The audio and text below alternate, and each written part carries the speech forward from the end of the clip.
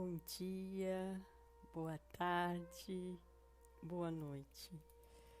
Independente do horário que estejamos ouvindo ou realizando o nosso Evangelho no Lar, que possamos ter a certeza que inúmeros irmãos, inúmeras almas se reúnem a nós na realização desse encontro tão grandioso, ensinado por Jesus, porque o Evangelho no Lar iniciou-se na casa da sogra de Pedro e manteve-se junto aos seus demais discípulos e depois foi trazido o convite a nós, para que nós pudéssemos, através desse gesto, fortalecer a nossa estrutura divina, mas também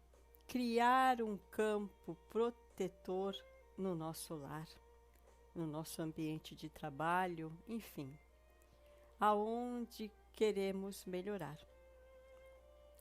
Então, que esse convite seja a nossa base. Somos convidados inicialmente a realizar as preces e logo em seguida nos é ofertado o Evangelho no Lar. E hoje aqui estamos, com um dia, hora pré-agendada, porque é como se convidássemos Jesus a adentrar ao nosso lar. Estamos aqui com certeza recebendo o Mestre Jesus, para que junto a nós, através das lições das quais iremos refletir, que possamos nos fortalecer. E para tanto, vamos nos unindo aos nossos anjos guardiões, fechando os nossos olhos, se possível, concentrando a nossa atenção na nossa respiração. Outros, se preferirem, na música, nos desvinculando das preocupações, das sensações que estejamos vivendo. E sentimos o abraço fortalecedor desse amigo que nos acompanha durante essa caminhada terrena. Agradecidos a ele, seguimos, aonde nos encontramos com a doce Mãe de Jesus, Maria de Nazaré, essa mãe que nos envolve no seu manto protetor. Sabendo das nossas dores, ela vem ao nosso socorro. Traz a cada um de nós a calma, a mansuetude, a serenidade que se faz necessária, para que então, numa melhor condição, nos apresentemos a Jesus, o Cristo. E perante a esse divino amigo, agradecemos o seu Evangelho, os seus ensinamentos, mas principalmente o amor que alimenta por nós. E queremos aqui, Jesus, pedir-te que o Senhor seja o farol e o guia a nos conduzir, e que a nossa meta seja alcançar as paragens onde se encontra um Deus. E a esse Pai, por ti, queremos louvar nessa noite dizendo: Pai nosso que estais nos céus, santificado seja o vosso nome. Venha a nós o vosso reino, seja feita a tua vontade na terra e no céu. O pão nosso de cada dia, Senhor Deus, dai-nos hoje.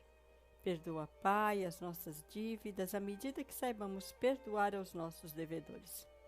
E não deixei-nos cair em tentações, mas livra-nos, Senhor Deus, de todo o mal. Que assim seja. E perante a Deus, perante Jesus, perante aos amigos espirituais que estão tutelando por nós nesse momento, nesta reunião do Evangelho no Lar, que possamos então fazer algumas pequenas reflexões sobre o livro indicado, que é o livro Fonte Viva, a lição de número 80, que tem como título Corações Cevados. ela foi extraída do Evangelho de Tiago, capítulo 5, versículo 5. E a frase, o texto escolhido é o seguinte: cevastes os vossos corações como num dia de matança. Então, o cevado aqui, esse grupo que está sendo referido, é um grupo de trabalho já desenvolvido, né? Quando ele fala aqui cevado no dia da matança, seria aqueles que foram em algum momento preparados para que estivessem com condições de doar, né? Se fosse uma ceia, o preparo do animal até o momento do seu abate, né?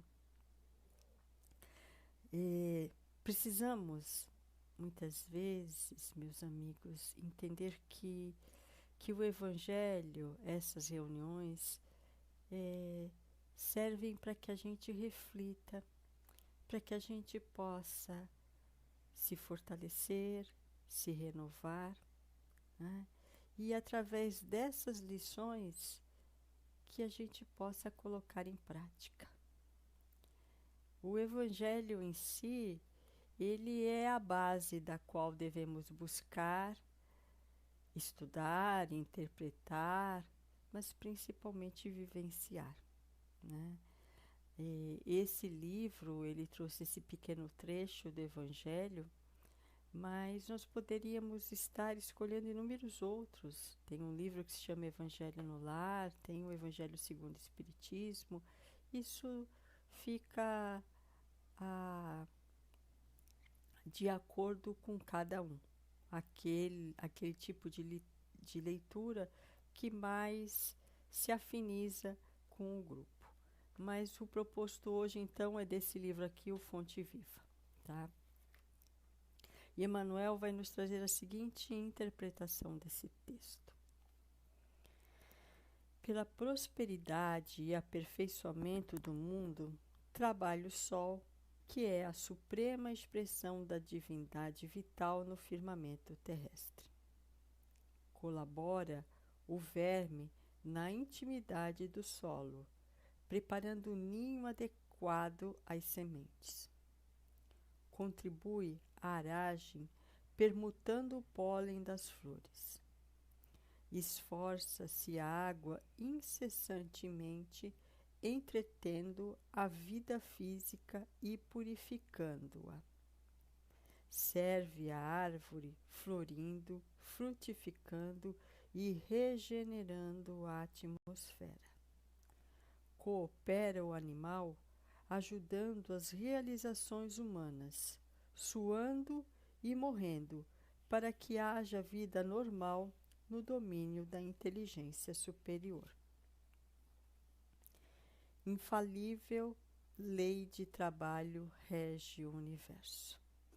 Então, vejam, em todos os reinos, como Emmanuel coloca aqui, há uma função específica, não é verdade? Então, quando ele fala da árvore, de mudança, muda as energias da atmosfera, trazendo a fotossíntese, né? O animal que já trabalha essa parte emocional, né? Traz também para muitos de nós o alimento. Eles tanto o animal como o vegetal, eles têm uma função no universo. O Sol, né, que é o astro-rei, que se o Sol deixasse de existir, deixaria de haver vida no planeta Terra. Enfim, toda a criação do Pai tem uma função específica, né? O sol que aquece, o sol que traz alegria, né?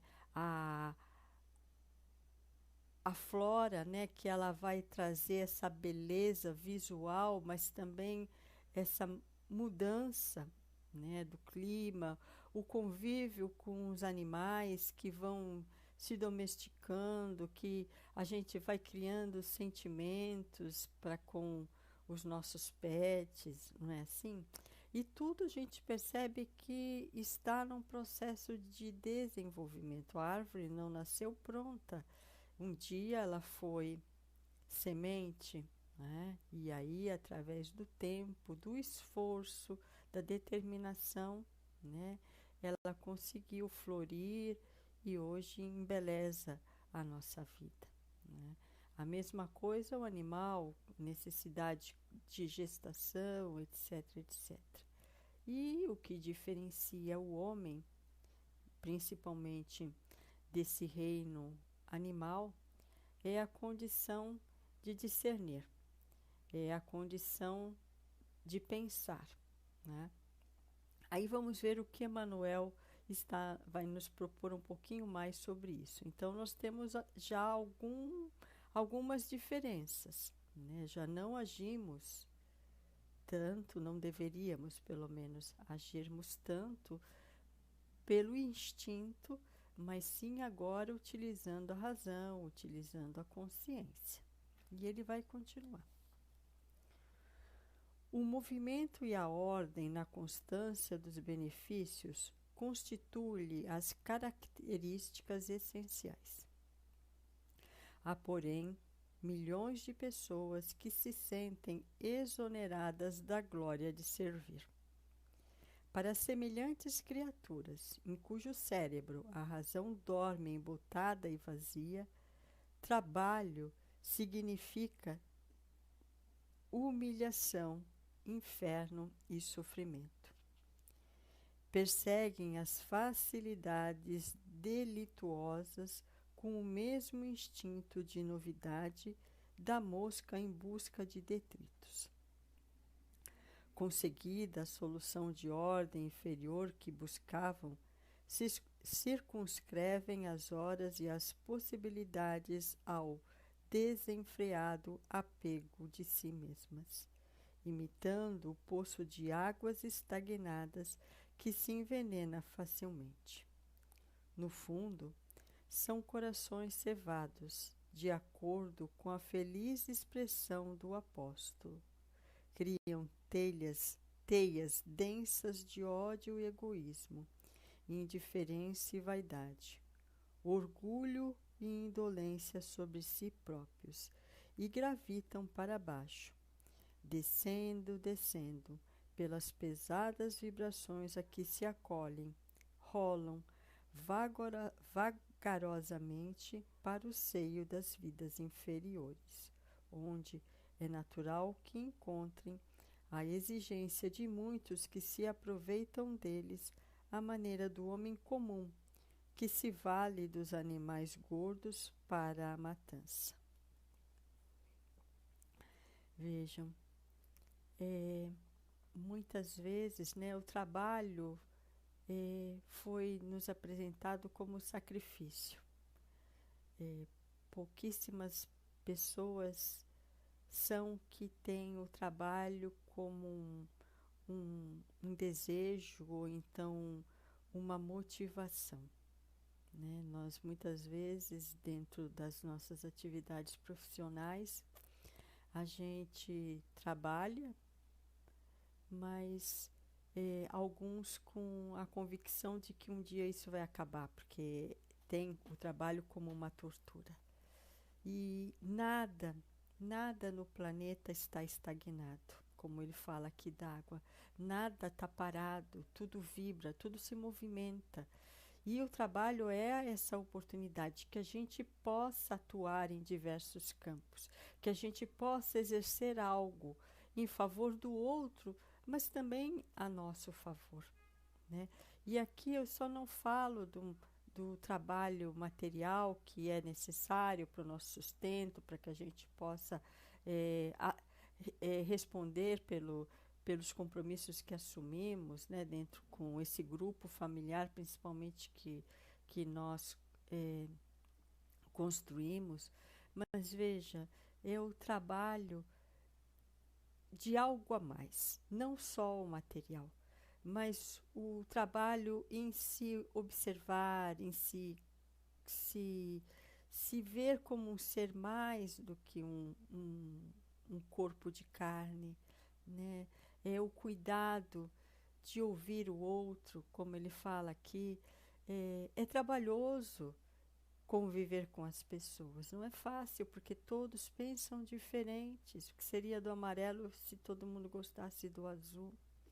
Então, o que falta-nos ainda é como colocar, como nos expressarmos, como nos comunicarmos, dar a nossa opinião sem ofender, sem destratar, e ao mesmo tempo ouvir a opinião do outro, aprender com o que ele tem a nos trazer, porque muitas vezes nós nos fechamos. Nós acreditamos ser credores de determinados conhecimentos, de determinadas verdades, e não ouvimos o outro. Então, esse exercício começa dentro do nosso lar. É silenciar, ouvir, refletir. E depois, que não há necessidade que se responda imediatamente nenhum dos assuntos ventilados, mas que se fale, se exponha com serenidade, no tom da voz, com ordem nas ideias, né? A gente não precisa concordar, mas a gente tem a necessidade de respeitar, né? Então, esse trabalho, esse movimento é uma coisa natural no universo. O planeta se movimenta, tudo, né?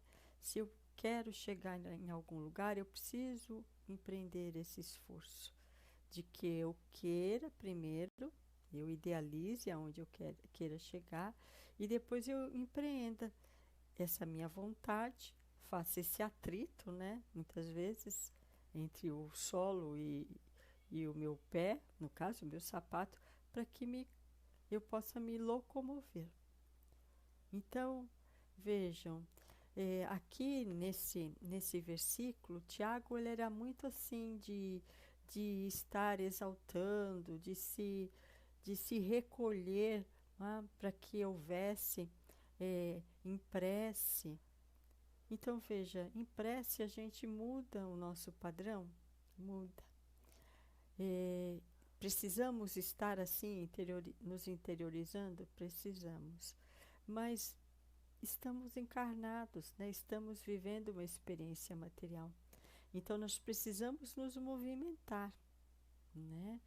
Então, esse movimento necessário é que se faça saudável.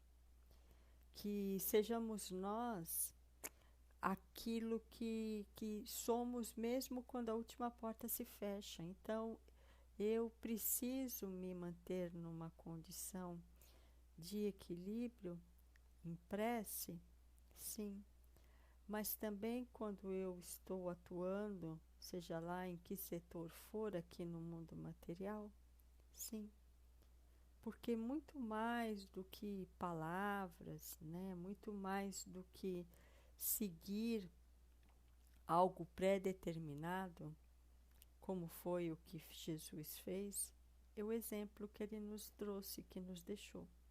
Ele não precisava estar falando o tempo inteiro. A sua vida foi um exemplo.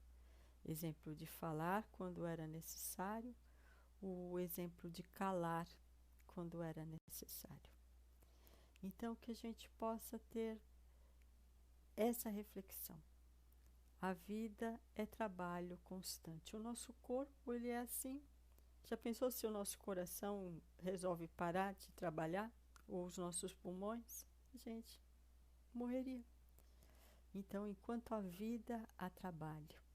E que esse trabalho seja consciente, que tenhamos essa possibilidade de agradecer. Agradecer essa oportunidade que estamos tendo. E que não sejamos, então, como esses homens cevados, gordos, inertes, a tudo que se apresenta. Não, que a gente seja ativo. ou melhor, proativo. A gente não fica esperando que os outros digam o que é necessário, né? A gente faça as nossas escolhas. E, para tanto, na confiança de todo amparo, de todo carinho que a espiritualidade tem para conosco, nesse momento, agradecidos por essa reunião, fortalecendo os nossos lares, fortalecendo os laços de afeto que nos unem, vamos, em vibrações, doarmos os nossos mais nobres sentimentos em favor do bem universal, vibrando pela união, pela paz entre todos os homens do planeta Terra. Vibramos pelos nossos amigos, pelos nossos parentes, os nossos familiares.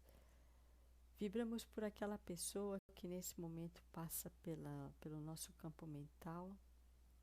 Vibramos pelos nossos desafetos, esses professores que tanto nos ensinam.